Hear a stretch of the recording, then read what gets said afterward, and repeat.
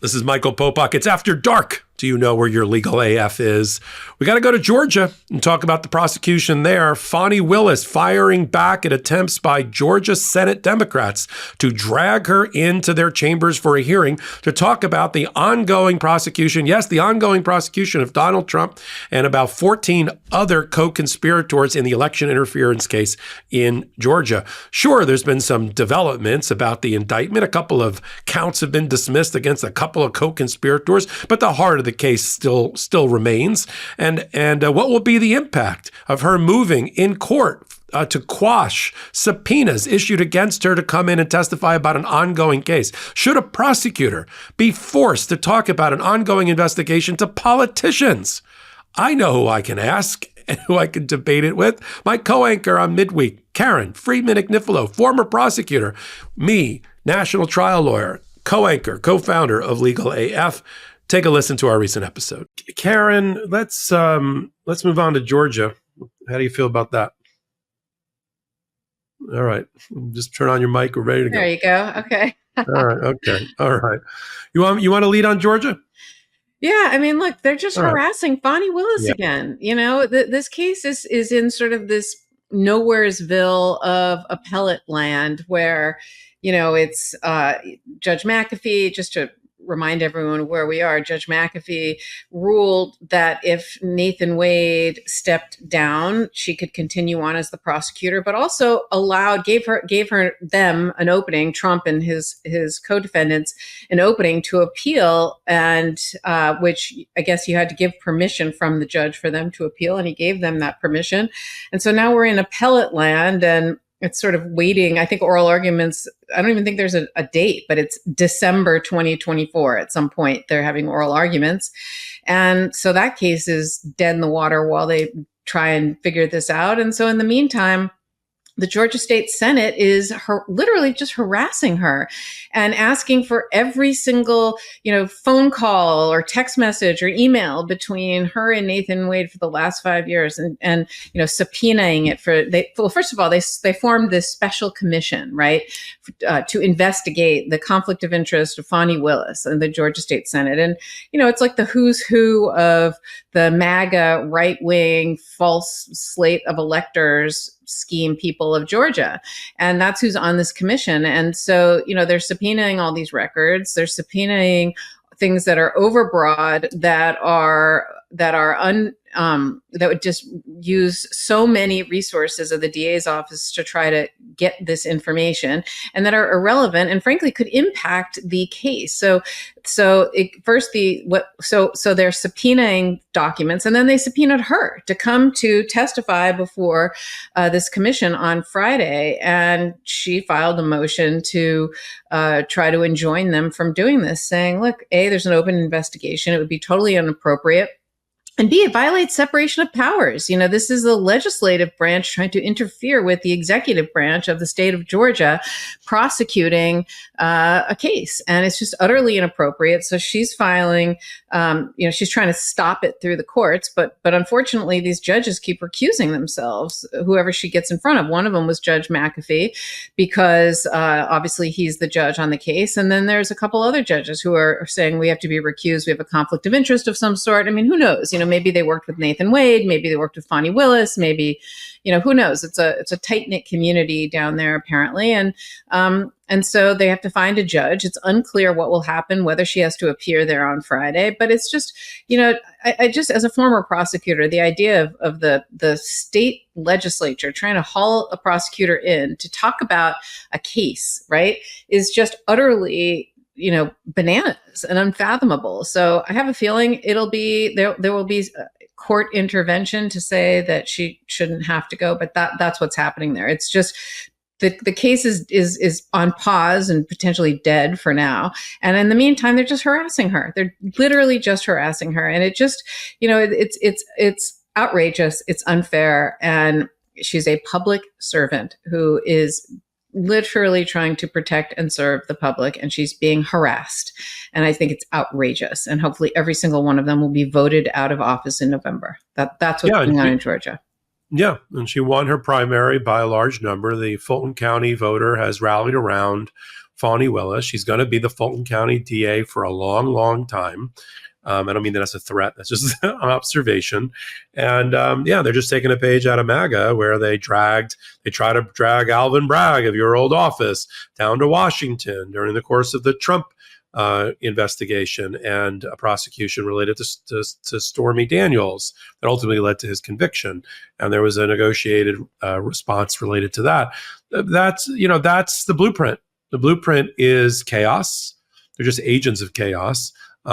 Pressure testing and trying to throw over the guardrails that undergird our democracy, our criminal justice system, our civil justice system, which has been held up around the world as a shining example of how a proper constitutional republic and democracy is supposed to work like no other. And yet in the hands of MAGA, who have weaponized, using the term weaponized lawfare, have weaponized their attacks on the justice system, making people insecure and feeling and undermining people's the integrity of our justice system in a way that I never thought I would say. I never thought I would ever see a former president or current president attack all of the intelligence community, attack the FBI.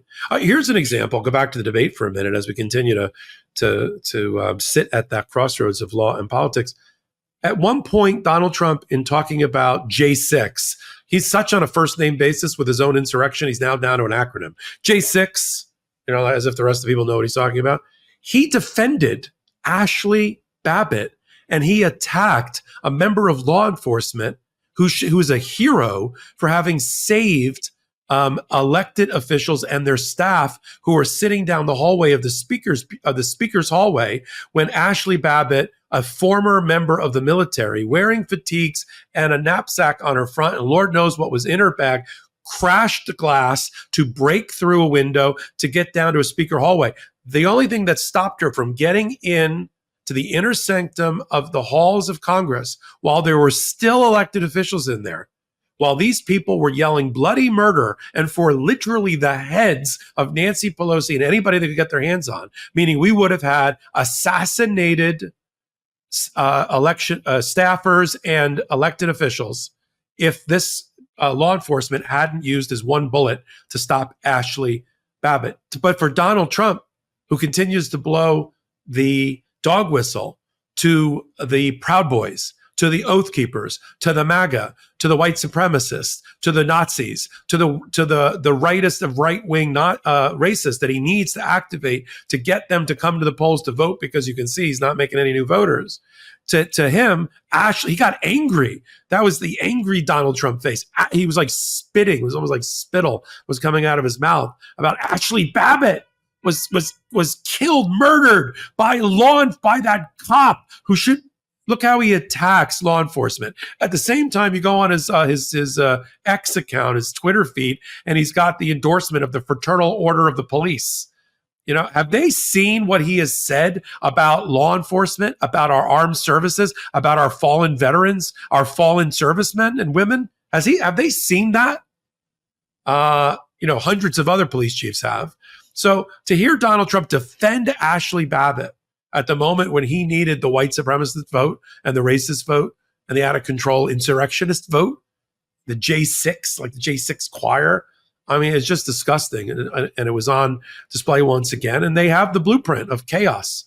And we're watching it with Fani Willis. And I assure you that if Fani Willis was white and her boyfriend or somebody that she dated who was underneath her in terms of subordinate, who was on the prosecution team, was also white, we would not be hearing anything about this. It would be, as Karen, you said once, an HR issue about whether that relationship should be disclosed or not. They both are adults. They were not married. One was separated. The other one was divorced. And they can do whatever they want in their off hours. And what does it have to do with the prosecution or her discretion as a prosecutor? And if she was white, I'm sorry, I don't mean to use the race card. You and I would not be talking about this, and that prosecution wouldn't be on life support.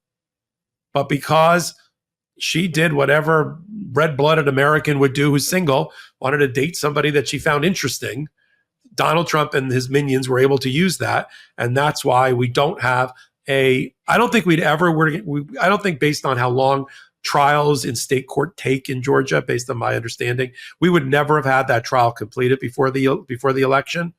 But we don't even have, it's not even in the offing. There's no trial date.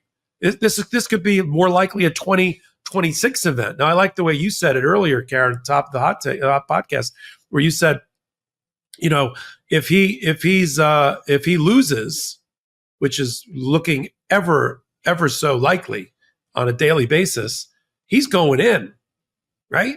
And he's going in for all these things. That's why he's right. Kamala Harris said something very, very telling and very interesting.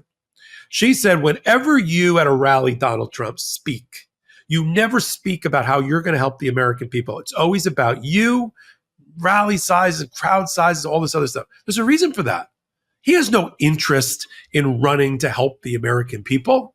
His only interest is to run as fast as he can and try to outrun his criminal convictions and his criminal investigations and prosecutions. That's the only reason he's running. If there were not any criminal cases against him, in other words, he didn't commit any crimes, he would not be running, I assure you, for the presidency of the United States at the ripe old age of 80 years old to try to get back to the White House. It's because he's trying to outrun the criminal cases so he can stand with his lawyers and say, I'm the leading candidate. No, you're not. I'm the leading candidate for president. This is war. Whoa, this is lawfare. This is weaponization. This is election interference. If he wasn't running, he wouldn't be able to use all of those defenses and wouldn't get any MAGA judges to agree with him. And so that's what speaking of performative work, we've only been watching a performative. He's acting like he's running for president because that gives him a defense in the public and in court so far. I assure you, he'd be on a rocking chair in Florida, so to speak, if he grifting his way, to whatever next thing he would be doing. If he wasn't looking down the barrel of all these criminal cases, and just look how he's running his campaign. Where is he? You leave a debate like that, like Joe Biden, you got to go back out like the next day and get in front of the American people and do a rally and a press conference. And where is he? He's nowhere. He's phoning in. He's quietly quitting his own campaign. She, on the other hand, not only does she have a day job of being vice president, Kamala Harris, but she's out every day, it appears, on a whistle-stop tour of America and the battleground states, spending days on end in places like Georgia and in North Carolina to try to get votes. She's doing retail politics and campaigning, the likes we haven't seen since Obama and Clinton. Even Hillary didn't do that. Hillary did a lot of flyover campaigning, like, there's Pennsylvania. She didn't get out of the bus and actually do what Kamala's doing, and that's what Donald Trump is doing.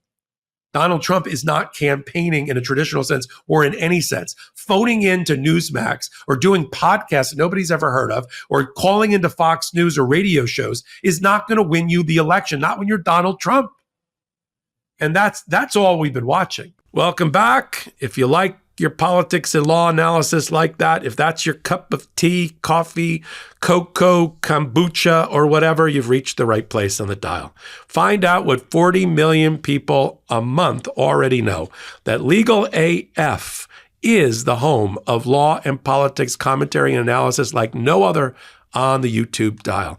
Join us, 8 p.m. Eastern Time, this YouTube, free subscribe. You can chat with the anchors during the recording. And if you're OG and like I am, you like to listen to your podcast audio the old-fashioned way, just plug in Legal AF to any podcast platform that you use. What am I doing now? How about one more time, Popok? There's the album cover. Stays in the clip. There's the album cover if you're looking for us, and we invite you to join us. We're building this network with our bare hands. Organically. We literally had 254 people that saw our first version of Legal AF over 4 years ago. And now look what we did. With your help, only with your help. If you're part of our audience, I thank you from the bottom of our pod and our heart for being here. Take that clip and send it off to people in your life and ask them to join us. We're growing organically by word of mouth. We don't have a marketing department. We are the marketing department.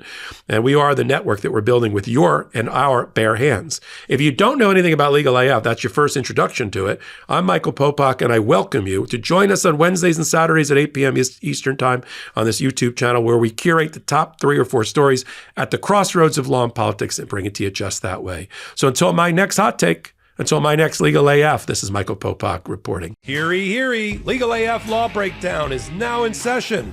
Go beyond the headlines and get a deep dive into the important legal concepts you need to know and we discuss every day on Legal AF.